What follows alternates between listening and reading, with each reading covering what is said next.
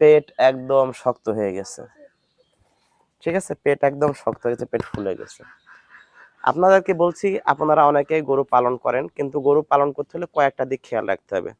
যেমন খাদ্যে কোনো প্রবলেম আছে কিনা, ফুড পয়জনিং হওয়ার ভয় আছে কিনা।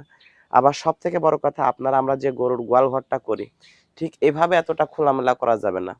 আমরা গরুকে যখনই খাবার দিই, খাবার দিয়ে চলে যাওয়ার পর দেখা যায় পাখি অথবা মুরগি এসে খাদ্যের মধ্যে নড়াচড়া করে, ওর মধ্যে পাখি বা মুরগির বীজটা হয়।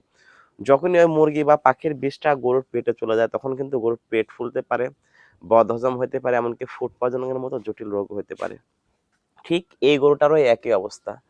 গরুটার ফুড পয়জনিং হয়েছে, খামারিকে জিজ্ঞাসা করলাম কোনো ভাত খাওয়ানো বা আঠা জাতীয় কোনো খাদ্য খাওয়ানো হয়েছে কিনা।